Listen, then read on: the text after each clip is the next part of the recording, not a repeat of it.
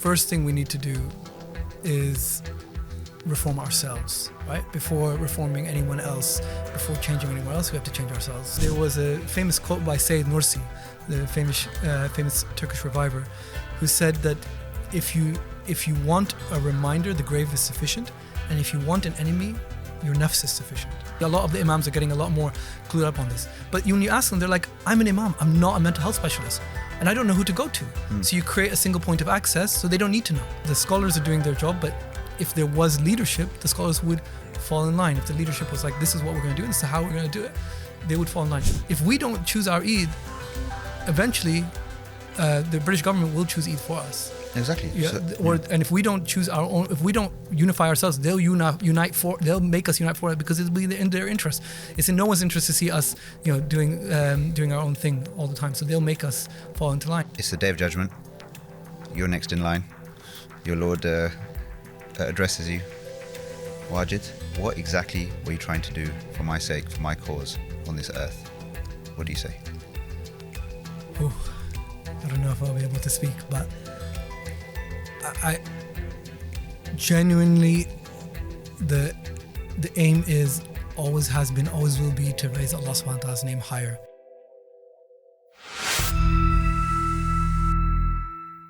Dr Wajid Akhter, welcome. Assalamu alaikum, jazakallah khairan for inviting me. Wa alaikum assalam. Well, I'm going to ask you to introduce yourself firstly, briefly, but before I do that, I have to comment on the fact that you are one of the best dressed people I ever come across. I literally came from work, so there's nothing, but I mean, this is not how I dress. But you're a GP, right? Yeah. Okay, I mean, my GP does not dress like this. I'm a GP in the affluent area where I see. They notice these things. Okay, nice. So this is in London? Yes, in East London, east of London. And you've been practicing as a GP in East London for how long? 15 years, 16 years, yeah. Okay, cool. And so that's been your kind of main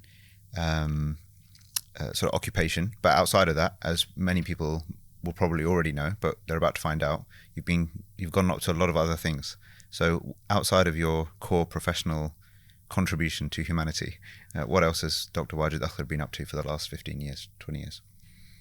Various things. I mean, it's not like I don't like medicine. Medicine is nice, but it's a job. Yeah. Some people, they love medicine, and I can see my brothers, for example, they'll come home and they'll be discussing a case for hours, and I think I mentally erase it from my mind the minute the patient walks out the door.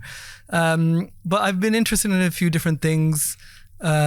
Mainly the effort to try to bring the Muslim community together, various activities, whether that's charitable endeavors. There's a project called Charity Week at university. Then say a little bit more about that. Say a little bit more about Charity Week.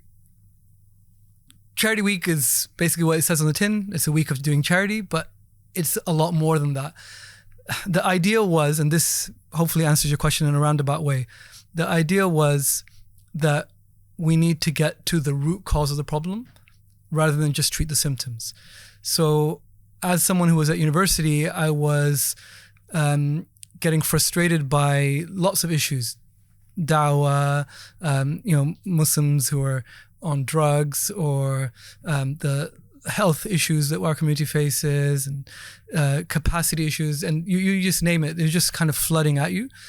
And the thing that broke me was I saw a picture of two kids on the side of a road, like a 5 or 6 year old and his 2 or 3 year old brother, and they were just hugging on the side of the road. And in the caption, the photographer said that he was driving past this area, saw these kids on the side of the road, which looked strange. So he stopped and he asked them, "What are you doing here?"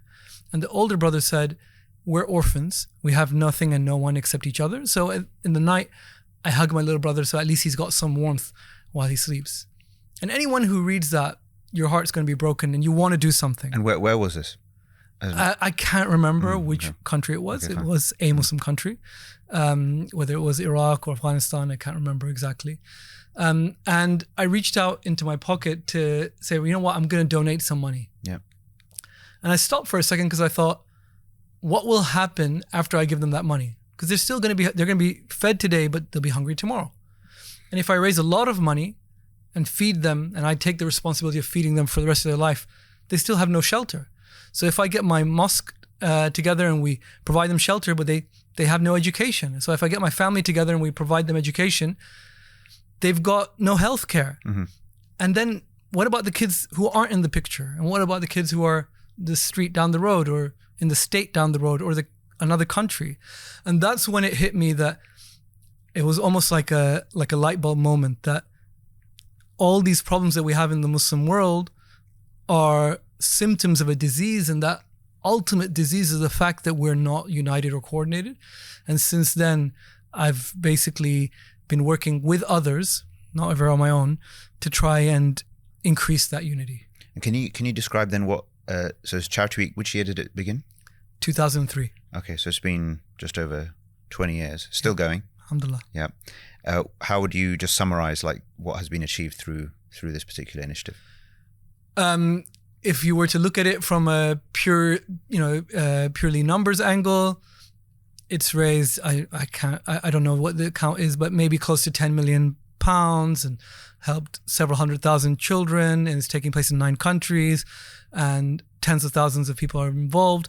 But actually the thing that really is what I was hoping for, and what I'm still really grateful for, is that it's showed young Muslims that unity, that working together is possible. Not just possible, but that when we work together, even impossible tasks like rebuilding entire hospitals in Syria becomes possible. Sure. Okay. Amazing work. Well, I remember I didn't do that myself. Other people did all the work, and sure. I unfortunately I ended up taking the credit. That's what all great leaders say. Everybody else did the work. Yeah. And also people who didn't do the work. So outside of Charity Week, and maybe we'll come back to some of the kind of interconnected themes here, because obviously there will be overlaps between your motivations for doing that, what's taking place there, and obviously what you're looking at right now. And before we get onto the MCB specifically, any other notable kind of things you've been involved with? Specifically, I think you were quite, involved in the whole COVID response, especially. Yeah. So more than 10 years ago, a group of brothers and sisters who I wasn't one of had been working for a few years to build that same platform, united, coordinated action for Muslim healthcare professionals, and they started something called the British Islamic Medical Association. I was lucky enough to join after they started it. So one of the projects we set up was lifesavers. Teaching CPR, so when someone's heart stop, in mosques across the UK. It started off with 3 mosques in London, and it's now taking place in over 20 countries across the world. And alhamdulillah, it's something that happens every year, the last Saturday of September. And just to give you an example of why that's important, and statistics they say statistics are boring, but it illustrates a point. In Seattle, where every single person is taught how to do CPR, if God forbid your heart stops on the middle of the street, you have a 33% chance of survival. In London, some people know it, and because we have heart attack centers, you have a 15% chance of survival. In Karachi, in Kuala Lumpur, in almost all the Muslim world, your chance of survival is 0%. And this isn't something that costs money. This is just some education, that we could, every medic could give. How long does it take for somebody to know what they need to do? The basics, they did an advert with Vinnie Jones back in the day, and it took like a minute, right? And that showed that there was an improvement in the number of people who survived. I mean, the Lifesavers course is between 1 to 2 hours on a weekend, and you get a certificate. So if you're not taking part, go and find your mosque, because there'll be hundreds of mosques this year taking part, and get involved. But yes, that was one. And then during COVID, we worked, British Islamic Medical Association worked with MCB to provide guidance to the Muslim community. What would you say? I mean, it's been now 4 months, just around 4 months since you took on this role as Secretary General of the Muslim Council of Britain.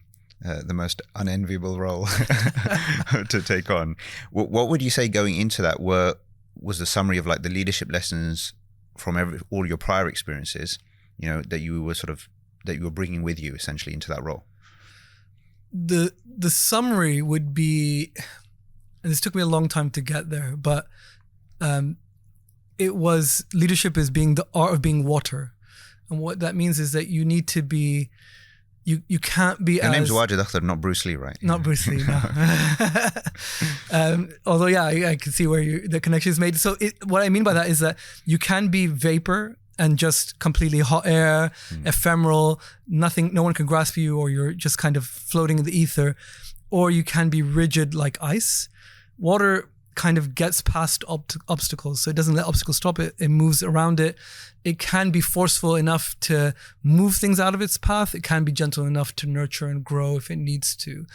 And it's taken a long time to come to that realization that sometimes you just have to go with the flow. But it does move inevitably. It doesn't stay still. It moves.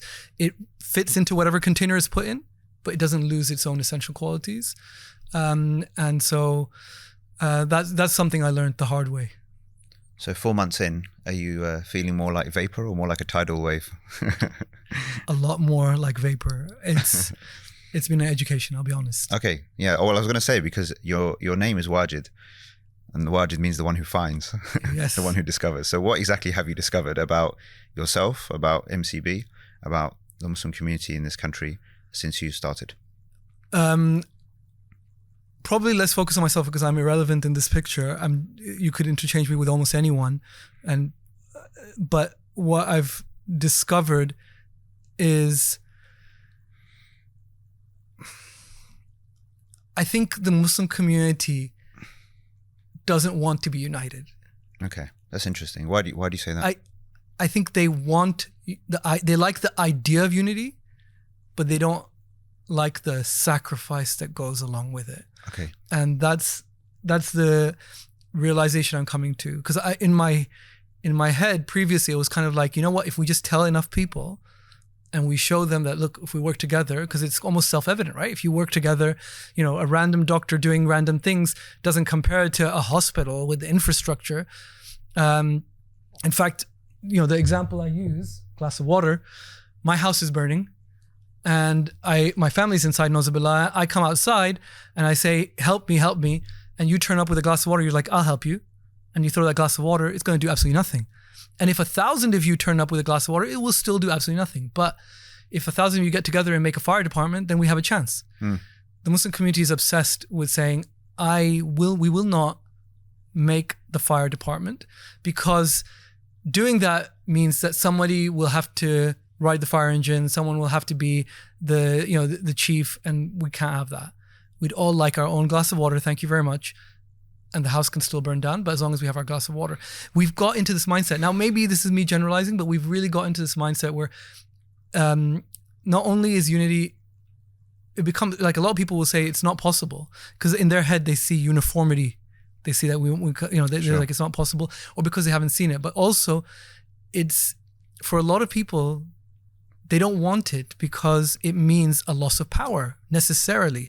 If you have a unified structure, if you have a community that, let's use Eid as an example. It's one everyone knows. Yeah. I accept there's a difference of opinion, right? People will say we need to follow the closest country, the closest Muslim country, calculation, etc., etc. The correct answer is very simple. It's whatever the leader decides. Which leader? Exactly. And who's the leader? And who decides the leader? Well, I'm looking at them, aren't I? No, that's the point. This is the reality is that we've so far removed ourselves from the fact that we need to work together, that we can't even imagine a situation where we have a unified leadership. A few days ago, in Rome, a balcony opened, an elderly cardinal stepped out, and he said the words, "Habemus Papam." We have a pope. Papa actually means father. We have a father. And the Catholic world rejoiced because they have a father. And the minute a British prime minister resigns, at the moment he's resigning or she's resigning, the next prime minister is on their way to Buckingham Palace to get designated the prime minister, because there is no 2 minutes that goes by without leaving one leader to a next. Same with American presidents. They have a handover period. So there's a succession, and people know what they're. Important. Okay, so let's just break. But we this down. don't. Yeah. We've managed to go through 100 years without any leadership in the Muslim world, and 4 million Muslims in the UK are just trundling along, going through life, deciding everything that they want to without any. And yeah, this is where we are. Okay, all right. So it might take most of the rest of this discussion just to now unpack this one. Okay. Sorry. No, that's okay, because that's what it's about. So let's break it down. Your statement at the beginning seemed quite general. The Muslims don't want to, don't want unity, or they want the idea of unity, but they don't want to make the sacrifices. Now, what I want to understand from you, but then based on some of the examples that you gave, are you saying, people who already have essentially power and position? So, for example, leaderships of mosques, leaderships of various charities, where there are already established institutions where there is some power. Because obviously, if later you're saying that, well, people aren't willing to sacrifice power or position or whatever, well, that assumes they have it in the first place. Obviously, the vast, vast majority of us, we don't have that necessarily. We're kind of looking for, sort of looking for leadership. And actually, most people will actually, they will jump on the bandwagon. They'll go with the flow of things, it seems. So when you're saying, I think Eid is a good example, and we'll come back to that specifically because maybe on this discussion we'll solve it. Yeah.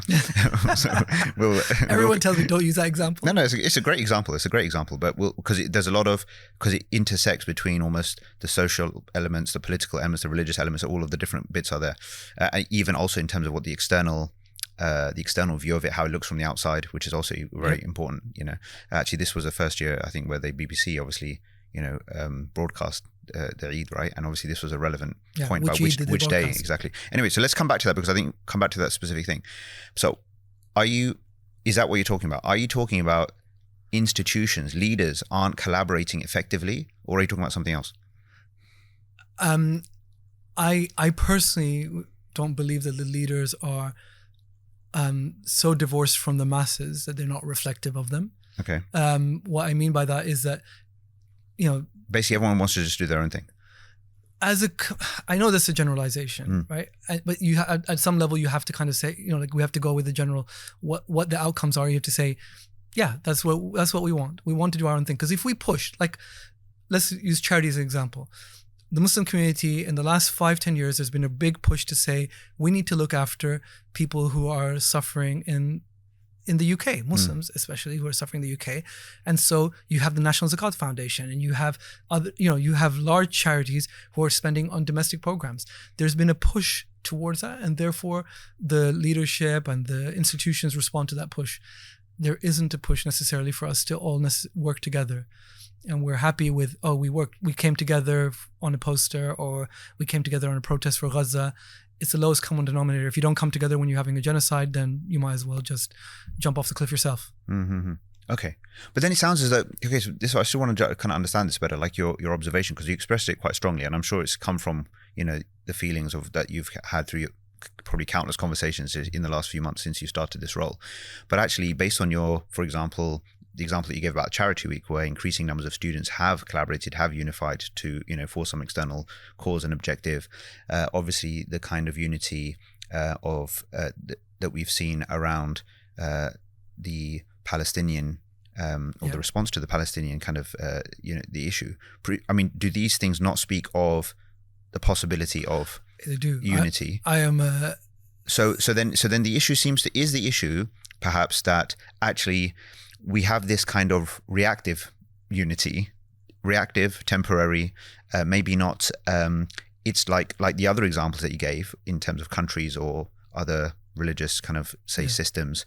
It's like the backbone isn't there, essentially. Agreed. Okay, but then I would come back to you and say, well, even though, and I know you're a very self-effacing person, and all the credit to you for it, but the reality is that, from my observation anyway, if there's any organization that can provide that, and one that was set up with the intention to provide that unity and that leadership, it was a Muslim Council of Britain, and it still is. Now, would you agree that with the premise, at least, that of all of the things that have existed since it was set up in 97, I think it was. Yeah. Yeah, it's been like almost 30 years. We'll come on to the track record maybe in a bit, but like in terms of the premise that this is the organization that was intended to do this, and as things stand today, can actually pull together mosques, religious leadership, different charities, all various types of local community institutions, and lots of other types of new institutions which are obviously have evolved, especially in the last decade or so. Isn't this the organization to do all of that? It is, inshallah. But then again, it sounds as though, but it sounds as though based on that, and then based on what you said earlier, it sounds as though, okay, fine, it is, but the pathway between where we are now and where we want to get to, that seems either unclear or it seems like a struggle to you. Is that fair? Yeah, that's fair.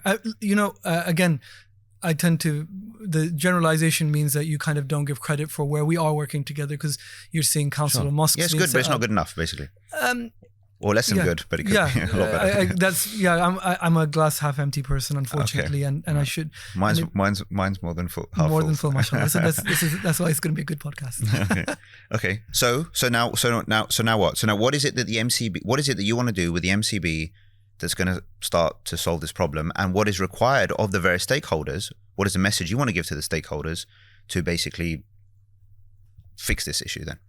So the first thing we need to do is reform ourselves, right? Before reforming anyone else, before changing anyone else, we have to change ourselves. So as an organization, there's a lot of good that's come out of it. I don't want to knock the last 27 years, mashallah.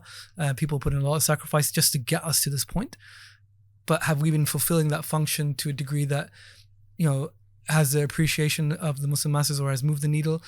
I think people will be hard pressed to say yes. In fact, if you ask most people, they won't even know we exist. So we need to reform ourselves so that we are in a position to actually get that message out, whether that's through projects, whether that's through communication.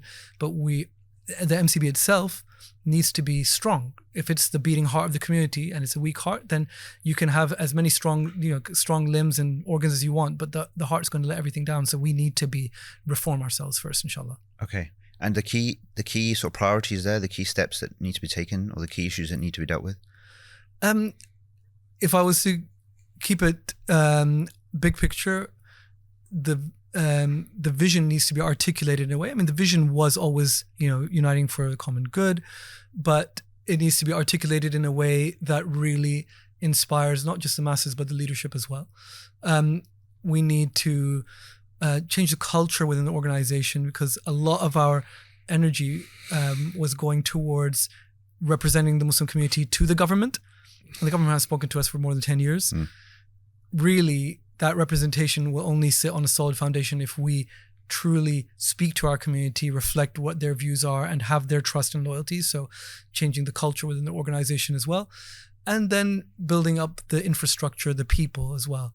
Right now, the systems and the people need to be improved. But inshallah, we're getting there. It's going to be it's going to be a long process. But inshallah, we will get there. Okay. So in your planning for this, what does that look like? So let's say in a year's time, and what are the key differences that we can expect from the MCB in terms of its internal kind of reality, let's say in a year's time compared to where we are today? I think a small dedicated core team that is completely aligned on their values and that is starting to implement that in practical projects. So what you'll start seeing, I hope, inshallah, by the time my term is up in just over a year's time, is that there's a core team there, almost like a civil service, that's going to stay there and work. And there will be a new administration that comes or goes, and they will be able to set strategic priorities, but the actual infrastructure will be strong and sound. We have this problem where the rest of the world has systems and we have saviors. We wait for some, Salahuddin to come, save us, pick us off the ground, take us to, success, and then when he goes, we just fall again.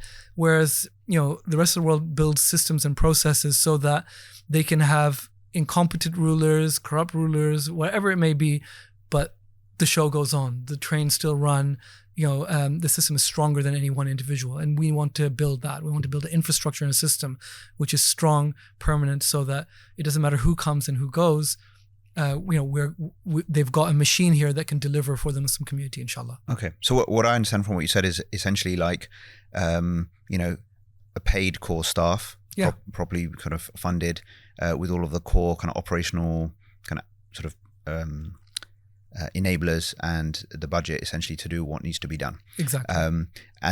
And then what I'm reading from what you're saying is that essentially then the elections that take place every couple of years to appoint a new Secretary General and a new kind of a team at that level is more like the sort of the election of the board, if you like, or in a charity speak, like the chair and other trustees, whereas the CEO or equivalent and then the team is essentially fixed. If we take a football analogy, you're making sure that the dressing room and the team are sound, and your youth team and your infrastructure is all sound.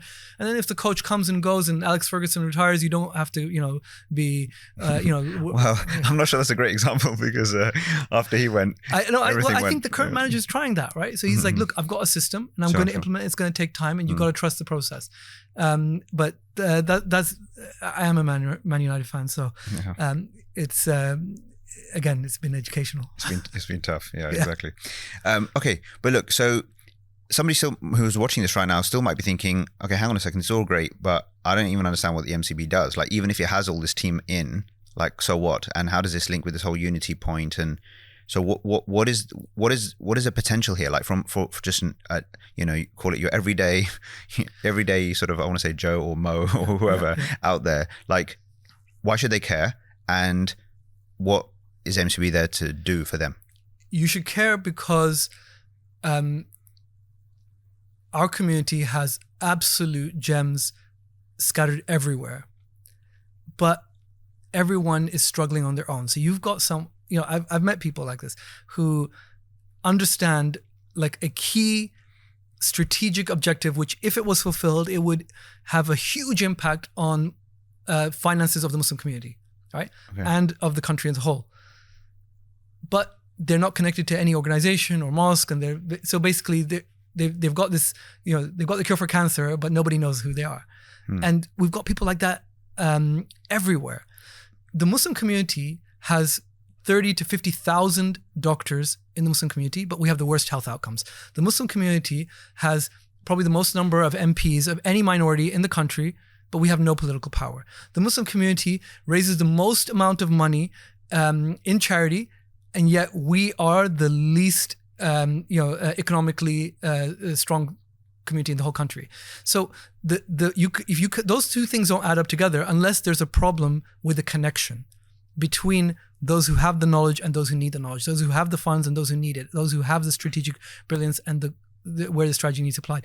That connector, that coordinating layer, that grid, that's what the system is. That's what the MCB should help kickstart. And again, this sounds very much like, okay, MCB is taking over and we want to build, big pharma, writ large for the Muslim community. Not at all. It needs to be different at the local level, at the regional level, but the word unity probably more important than MCB, right? The coordination, the unity, the system. If we had that, then you would start seeing a lot of things coming out of that. You see a lot of barakah. Just like if we prayed Zuhr prayer separately and you prayed Zuhr prayer in the mosque, you get 27 times more reward for praying in the mosque. What did you do differently? Did you pray 5 rakahs in the mosque? Did you read Surah Baqarah in the mosque? The 27 times extra reward is because you did it together, right? So Allah subhanahu wa ta'ala is showing us time and time again that there is a unity dividend, a unity barakah that comes with doing work together. He's showed that with Hajj, mashallah, compared to saying going on Umrah, fasting in Ramadan versus fasting in Shawwal. I tried to explain to a non-Muslim friend because I was complaining about fasting in Shawwal. He was like, you just fast 30 days and you didn't complain once.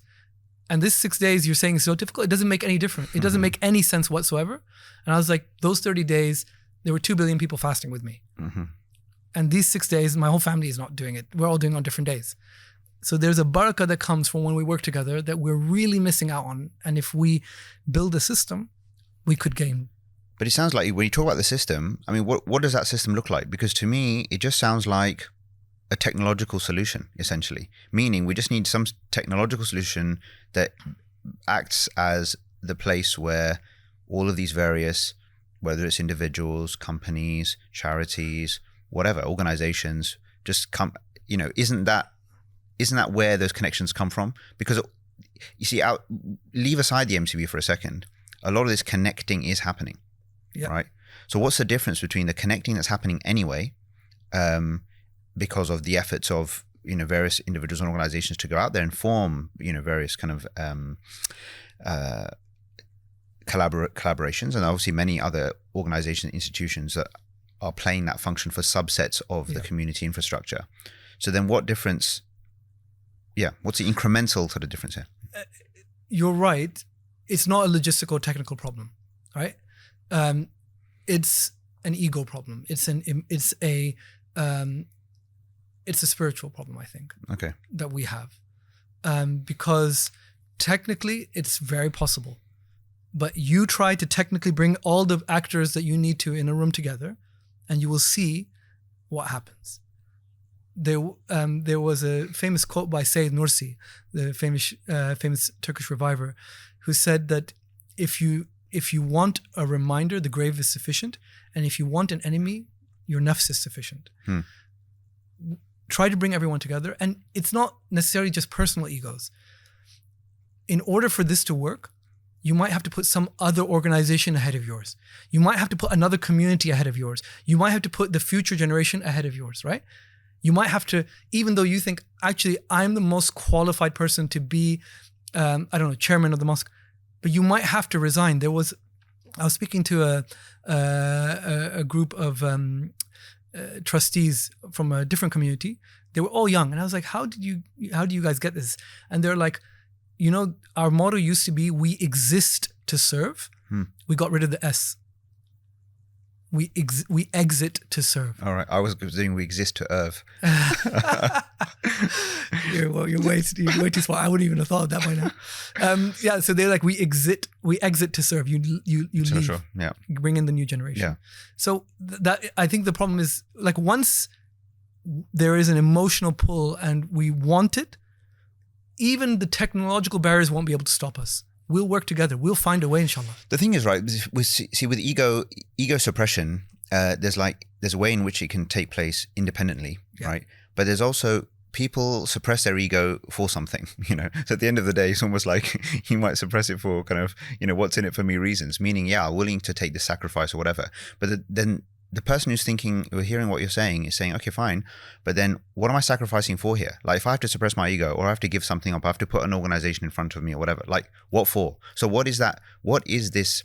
Can you articulate essentially what this vision is that you're saying everybody should get excited about, that we should be willing to collaborate for, and we should be willing to make sacrifices for? You're sacrificing for what the people of Gaza are going through.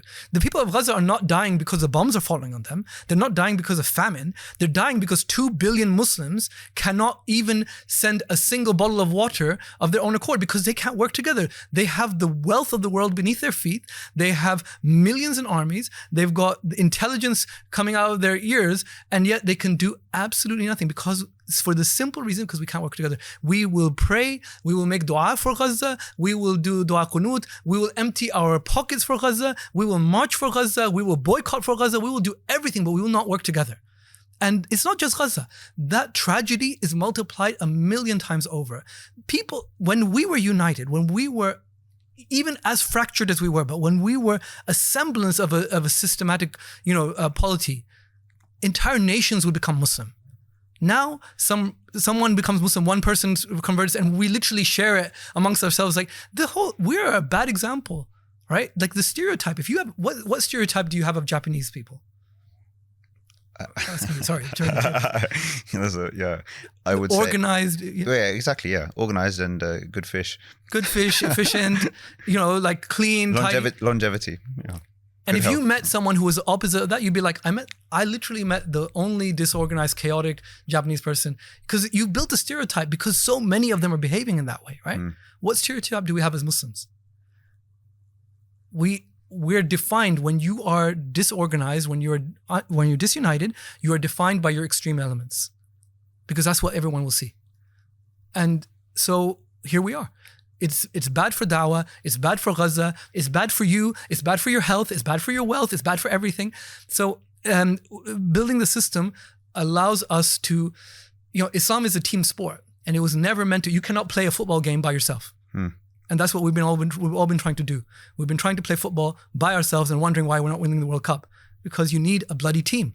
But no, of course I respect that. But I still feel that maybe to somebody who's listening and watching, it might not be exactly clear, like in tangible terms, what not necessarily what the different outcome would be, okay, for various things, but it's like what it actually looks like in real terms. Like, I think I'm just trying to, struggling to sort of picture. I'll give you an example.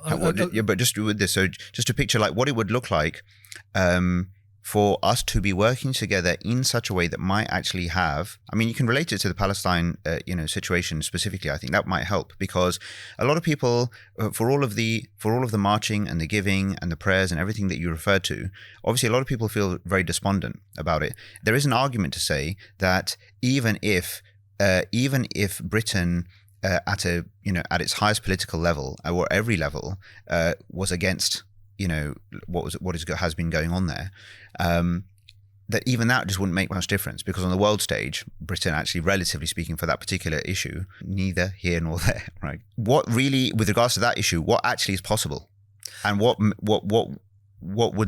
how would we need to be different in order to make a difference? I don't want to put words in the mouth of someone like Sami Hamdi, for example. But in terms of geopolitics, but go ahead. You work in your sphere of influence, right? So okay. Britain, being against taking action against Assad meant, and this is written in Obama's biography. They all said that basically when they saw that Britain voted against it, then America was like, well, you know what, we're not gonna do Iraq Part 2. There isn't just a wave for it. And if Britain and France and European Union and everyone starts to go for it, there will be a wave. You have more of an impact. So what we don't do is we don't say, you know what, Britain doesn't really make sense, so whatever happens here doesn't make a difference. I'll use another example. Maybe people will, let's take maybe the emotive Gaza issue out. Charity. We all know that we need to spend much more on, let's say, mental health projects in this country, especially for Muslims. We have huge problems. I think last year alone, from what I heard, it wasn't just one. There were multiple Huffaz who committed suicide in one Midland city. Okay. Right? Because we shove it all under the carpet. Everything, just shove it under the carpet. Now, we want to invest in our mental health infrastructure or our charities and counseling and stuff like that. And the way that we're going to do it is we're going to have to go and convince the charities, and the charities are going to have to convince individual people to go and fund that. That's not how it should work. If we have an infrastructure, you take an amount of money and you say, this is a priority. We want, like the money's coming to this through the system. And you say, this is a priority, and we're going to allocate it to that priority. If everyone decided where their taxes went to, then all of us would just spend our money on hospitals or schools, and no one would pay for sewage. Why would I? And that's what we're doing. We're just building hospital on top of hospital, mosque on top of mosque. Meanwhile, the Huffaz are jumping off bridges. Not all of them, but it's enough. It's enough that it was not one and it wasn't two. It's enough that we should ask. There was some horrifying statistic that just after COVID, 1 in 3 or 1 in 4 Muslim teenagers had thought about suicide. What are we doing? So let's imagine now. So just to take this very pertinent, very topical, and obviously it's a devastating issue, of course. Assume the MCB has £500,000 budget, £1 million pounds budget per annum. What does it do now with regards to this issue? So can you just bring all these threads together in terms of messaging, connecting different organizations, institutions that are out there doing stuff in and around? What do you do to actually move the needle dramatically on this issue? You do what we're already part of doing, which is bringing the Muslim mental health organizations that were working on this together, because you have some that are working on the elderly, some that are working on like children who are preteens, some are working on teenagers, etc., etc. Your MCAPN, Muslim Youth Helpline, Approachable Parenting, Sakoon, bring them all together so that they can work together. You create a single point of access so that any GP or any imam anywhere in the country doesn't have to be like, right now, if you go to an imam, you're like, I have a mental health issue. they have to look through their phone book and hope that they know someone, and they'll probably call like an endocrinologist and they'll be like, bro, you're the only doctor I know, just help me or sort it out. Or they might just say, in Islam, we shouldn't have it. Who knows, right? But alhamdulillah, actually, a lot of the imams are getting a lot more clued up on this. But when you ask them, they're like, I'm an imam. I'm not a mental health specialist. And I don't know who to go to. So you create a single point of access so they don't need to know. You just go to that one website, that one phone number, and it will sort it out for you because it's fully staffed and it's paid for. And there's evidence to show that access early to counseling and to supported services from within the community has huge impact on the result. We'd start a project to make sure there was a mental health first aider, brother and sister, at every mosque in the country. List all the mosques. By the way, there is no list. Maybe some charities have it, but there's no list of all the mosques in the country. How is that humanly possible that we are going through life like this? So you make a list of all the mosques and you're like, you literally put it on the website. This mosque has email address, phone number of their mental health first aider, brother, sister. And then we start filling in the gaps so that it's that close. Then you start investing in support services and you're like, right, why are they getting into this situation? Is it Gaza? Is it poverty? Is it the fact that so many of Muslims are in jail? Is it Islamophobia? What are the root causes? And start listening to them. So the only way you can build this kind of 360-degree holistic top to bottom approach is you have a coordinating layer. What you have right now, you have these individual organizations who are struggling for funding, each one of them, most of them run by volunteers, 1 or 2 people paid, if that. You have maybe a talk here and we're happy. Look, my mosque did a mental health talk. Well done. How many people turned up? 20, 30? No one depressed turned up, right? And do they know what to do with it? This is where we're at. And a GP sees someone and they're like, well, I don't know who to send to because I have no idea. This is a Muslim person who needs Muslim specific counseling, but what do I do? In all of this, where is the religious leadership or the scholarship, the imams, etc.? Because it sounds like a lot of what you have referred to generally in terms of relating, I think, in my opinion, correctly, some of these kind of outward problems with our sort of inward problems, right? As well as then the lack of action, it seems, that, is taking place, or insufficient action maybe that is taking place, through mosques, where, yes, okay, there's typically some committee of, let's call it lay people, right, for want of a better term. But there is some degree of religious leadership there. And others are obviously, there's been some who have said, I don't know the extent to which it's true or not true, but there's some who have commented on the fact that actually scholarly voices when it comes to the issue of Palestine, for example, and just so many pressing kind of issues just doesn't seem to be quite there. And is that your reading of it, your experience of it? What are you seeing that's because it sounds as though a big part of solving all of this is messaging, it's narrative, it's getting people to understand, to realize it's the kind of message you want to be hearing on the Friday congregation, basically, right? To lift the people's sights to some sort of vision, but also like the practicalities of how they need to orient themselves and what they need to do to contribute to this brighter future. So what's happening in that realm as far as you're concerned? The religious leadership, it's easy for us to blame and say, they're not doing their job. I don't know if this is their job. But which part though? Because the education part presumably is. I think the part I agree is that I wish it was much more clear that they were, just like they said that don't travel 3 people without having a leader. You wouldn't dream of having 200 people in a hall and it's salat time and no imam, right? So it's like you need to have leadership in this community and you need to move in a structured way. I wish that was much more front and center and almost like bash us over the head until we do it, because we do respect them. But because even to this issue of like resourcing, for example, like local resources, right? Like in my experience, there are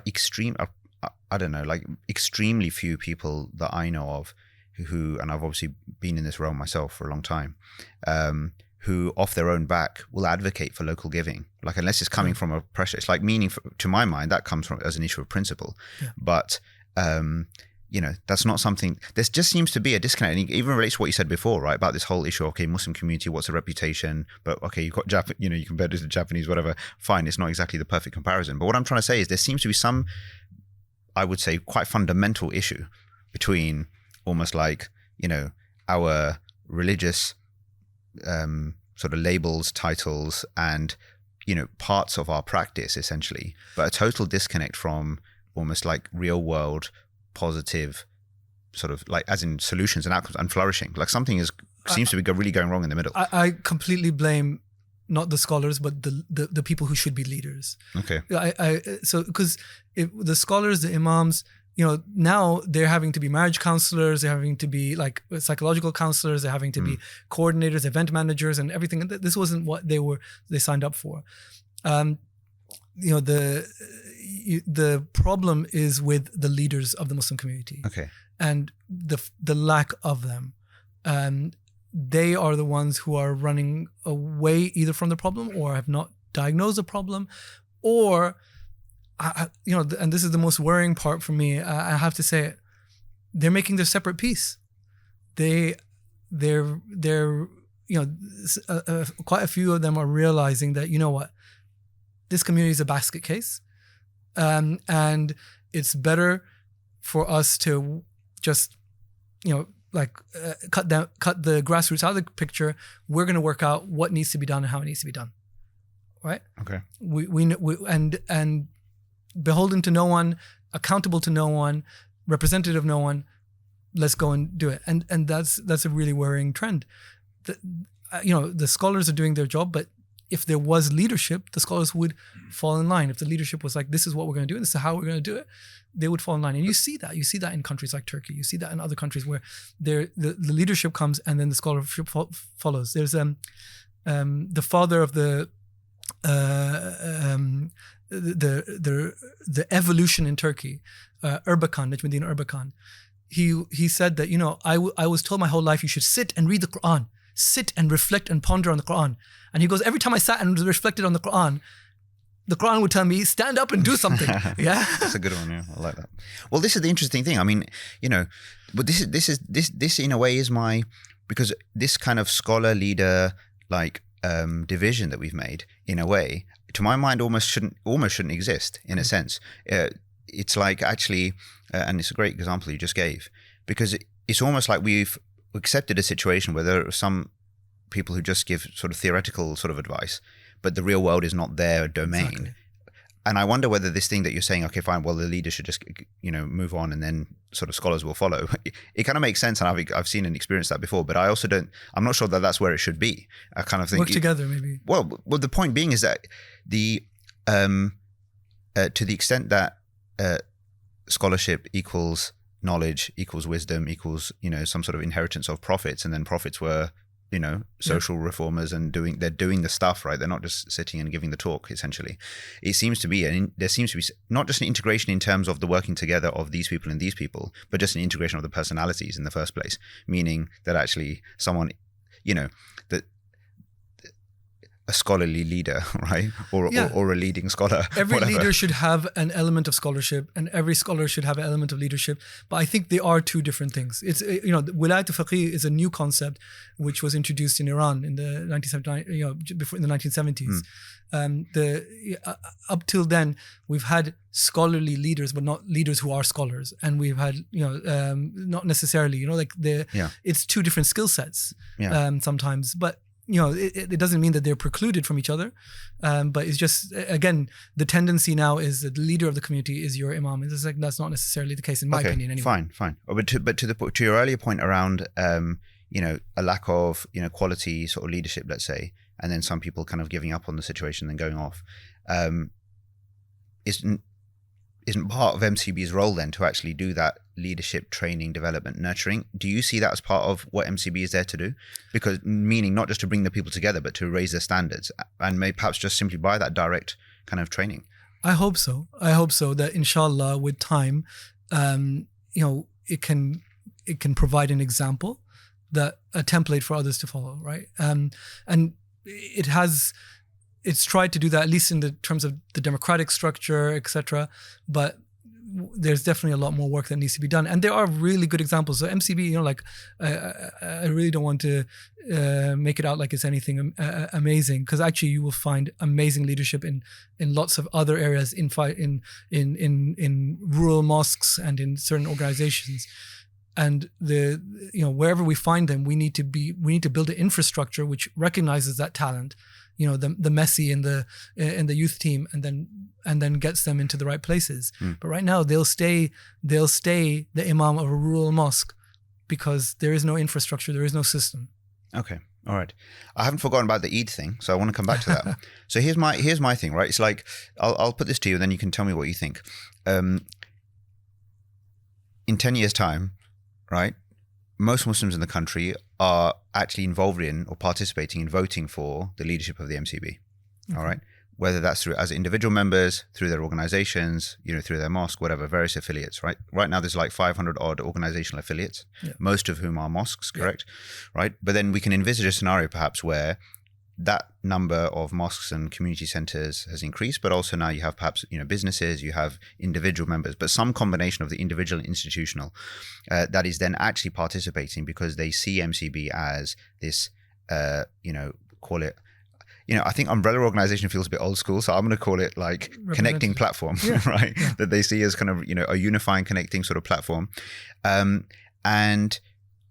part and parcel of what people expect from the MCB, or what the MCB has kind of taken the bull by the horns and said, actually, we're going to declare Eid, right?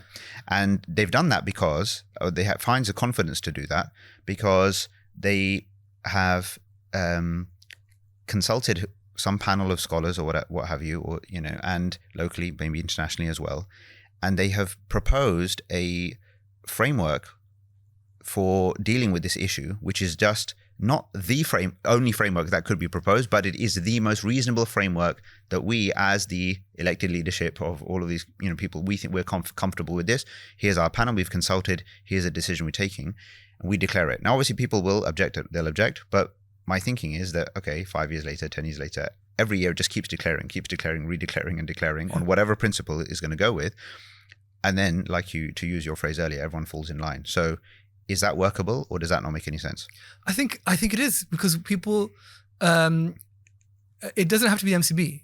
But why not though? I think that's quite important, because the point being is, I said it like that because MCB it's creates elected. a system for whoever makes a decision, right? The person who actually makes the decision, whether there's a Sheikh al-Islam, whether there's a panel of scholars that makes the final decision. Fine, but the reason I think it's important, it sets up the system and makes sure that there's buy-in from everyone and says this is a system and we're all following that system. Okay, but the buy-in is the issue. In this future vision, MCB has the buy-in because most people are participating in it, or even if they're not, they're seeing it as a leader. Yeah. If the MCB creates something over there which then operates on a completely different basis, and whose personnel and whose just the whole way it works, and it meets and it decides and it does whatever it does, it then becomes independent. You've lost that now. That's the whole problem, because at the moment that's already what's going on. So it's not that MCB created X, right? It's that MCB said X. Yeah, or how we get to the final decision. I mean, you're right on that point. Look, I just think sometimes maybe with some of these questions, maybe you're holding back too much from what the MCB should and could be. Maybe it just needs to take it on. Because people will say that unity, you're trying to bring unity through the MCB, and that's not the way it works. But that's precisely what you're trying to do. But I want to sell unity first, and rather than MCB. And if they logically, I would hope that they come to the same conclusion that I have, but they don't have to. But I think they'll come. People need to unify in and around specific things, right? Yeah. If they don't, I'll give you an example. I'm from India, right? And in India, for generations, the ulama did not sort out, and the Muslim communities did not sort out various issues like the triple talaq issue or the misappropriation of waqf. What happened? The government came in and use that as a casus belli to make their own, to implement their own rules on the Muslim community. If we don't choose our Eid, eventually the British government will choose Eid for us. Exactly. Yeah. And if we don't choose our own, if we don't unify ourselves, they'll they'll make us unite for it, because it'll be in their interest. It's in no one's interest to see us, doing our own thing all the time. So they'll make us fall into line, and we need to have our own independence in some way. Okay. You mentioned the government, and obviously it's been a quite popularized sort of issue about this kind of, Cold War between, MCB and the government. If I'm not mistaken, it started, you said 10 years ago or so. I think it was more than that, when a previous Deputy Secretary General said or did something in relation to the Palestine issue, which sort of caused upset to a few people, unjustifiably, I'm sure. But a lot of water has gone under the bridge. What is going on there? Like, what's actually the reason for governmental non-engagement with MCB? Because that old thing seems just like a very outdated excuse. Yeah. I can't put words in the government's mouth, but we'll have them here next week. Yeah. My sense is that it's too politically costly. Like, there will be a huge reaction by people who don't want to see us working together, who don't want to see the Muslim community having a representative voice. So they're like, if I was a government, I would ask myself, what do I gain by speaking to these guys? Because I'm going to get a huge backlash. And if the answer is I'm not going to gain a huge amount, I'm not going to gain, the Muslim community getting on side, I'm not going to gain this, I'm not going to gain that, why would I do it? Right? So I could see, they're probably making a calculation that it's too risky for them. And also, they don't like the fact that we're going to not just sit back and just say, yes, sir, no, sir, 3 bags full, sir. We have our own voice. They got annoyed when we stood up against the Iraq war. They're really annoyed when we stood up against Islamophobia in the Conservative Party, and they just keep getting annoyed. Everything we do seems to annoy the hell out of them. I spoke to someone recently who was very upset, former cabinet minister, who was very upset. It was just like, you guys are just, this Muslims coordinating to vote. This is religious sectarian voting, and we don't want to see it. Sure. I hopefully managed to successfully explain to him that religious people voting is not the same as voting for religious lines. But there's a huge issue there, and right now it's not in their. They've decided we don't want to have anyone who's going to say no to us, and in fact, we don't need to, because we've got a line of people who are happy to come, sit down, and say yes. Right. Are there gains that could be made if the engagement was there? For which it's worth thinking about, okay, well, what do we do to kind of reinstate that? Or do you just think it's just not needed? There is absolutely gains. It's not in anyone, it's a lose-lose situation, right? If we were able to coordinate better, then, we've got a knife crime campaign going on this week, and we want to make a serious dent. And of course, it wouldn't be much better if we were working coordinated with local authority and government, et cetera, et cetera. And in fact, we are working with local and regional bodies all the time. But our strategy has shifted from asking them to speak to us and saying, why don't you speak to us, to saying, that's fine. We're going to go back. We're going to build our base in our community. We're going to win trust of our community. We're going to be truly representative of our community. We're going to work with local organizations, regional organizations, and then we're going to come back to government. Whereas right now, when we come back, and it's very easy to swat us away every time we disagree, because we have no weight. We don't have any roots. Whereas if we come back and we sit down on the table with weight, with roots, truly representative, with the backing of 3,000 mosques and hundreds of organizations and et cetera, et cetera, et cetera, et cetera, very difficult to turn around and say, get lost when you don't agree. Okay. Penultimate question. Imagine someone who is at university now is listening to this. They're conscientious. They're praying. They're thinking about their future. They're in this crazy world that we're in right now. They want to make some change. They want to do something, for the community. They want to serve God on this earth in some way that makes sense. What piece of advice would you kind of offer to someone who's in that situation? Treat your Islamic work like a wife, not a girlfriend. Right? What do I mean by that? The way that most people treat... Or if it's a woman, then you're going to say husband, not a boyfriend. Husband, not a boyfriend. Exactly. Apologies. So the way that most people treat their Islamic work is, I do a little bit of fiqh. It gets hard. Then I move on. I do charity work. I get into a fight with someone on the team. So now I move on. I'm learning about Islamic history. The book is boring. We keep cycling around. I do a little bit of work in my mosque, and then so on. We keep cycling around different things, and then end up maybe doing nothing or doing doing a lot of little bits and pieces, which are all good.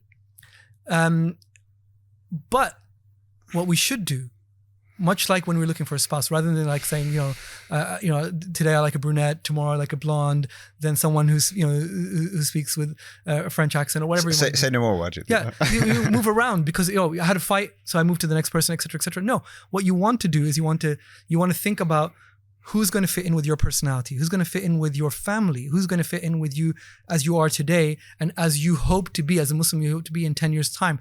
What fits in? What work are you going to do?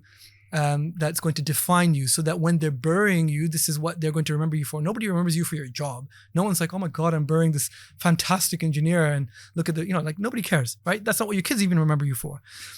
So you want to focus on an individual and think about it. Take 1, 2, 3 years. Think about every angle, and then when you make a decision, then قالوا ربنا الله ثم استقاموا. Say Allah is my Lord, and then be firm on that decision. Stick through it, thick and thin. And if you do that, then just like a marriage, you end up with barakah. You get children, you get a legacy, you have the good that comes from it. And if you don't do that, then you keep moving around between different girlfriends, you end up with diseases, and you have broken memories and nothing good to show at the end of it. So with your Islamic work, take your time, think about it, look around what's there, and then make a decision, because I can guarantee you, no matter what you decide to do, we don't have enough of it in the Muslim world. There's nothing you can tell me that, we have too many people doing that. Sure. We have too many people. So whatever you try to do, go for it, and then stick with it. It's not, if you stick with it from now till 10 years time, and you're doing, and you're sincere on it, by definition, you will be an expert, inshallah, on it. You will be, people will come to you because you are consistent in that path. So whatever you do, do it. And inshallah, that will make you a brick rather than a gap in the ummah. Sure. No, that's wonderful. And I think, focus is definitely underrated. And the final question, you mentioned the grave. We're all going there eventually. It's the Day of Judgment. You're next in line. Your Lord addresses you. Wajid, what exactly were you trying to do for my sake, for my cause on this earth? What do you say? I don't know if I'll be able to speak, but I genuinely, the aim is, always has been, always will be, to raise Allah subhanahu wa ta'ala's name higher. That's all it is. And the best way to serve Allah, apart from the ways that He told us to, worship Him directly, is to serve the creation. And the best way to serve the creation is to bring them together. All I want to do, and I've been trying to do, and I hope that others will do as well, is bring this ummah together, bring the community together, because when we do that, then the true beauty of Islam will be obvious to our non-Muslim brothers and sisters. And we need to see them not as Dar al-Harb or Kuffar and all this stuff. We need to see them as potential Muslims who are unfortunately getting a raw deal, having this beautiful product presented to them in a really unfortunate manner. And we can protect ourselves and raise Allah subhanahu wa ta'ala's name higher, live Islam as it should be lived. And when we do that, I promise you, the leaves in the trees and the stones on the floor will thank God for us. But right now, we have nothing. Dr. Wajid Akhter, thank you very much. I encourage everyone to check out the Muslim Council of Britain website to get in touch. Hopefully you'll get a wave of people who either want to contribute financially or contribute their time and skills coming through. May all your efforts be blessed and accepted. Our efforts. It's a team effort, right? You're part of this as well. I'm dragging you in whether you like it or not. No, sure. But if yours are, then you're the connector. You see, you're the hub. We're all just spokes on the outside. So may all your efforts, all our efforts, be accepted and blessed, and may the positive visions that you have described come to fruition and more. Ameen. Until next time. Thank you.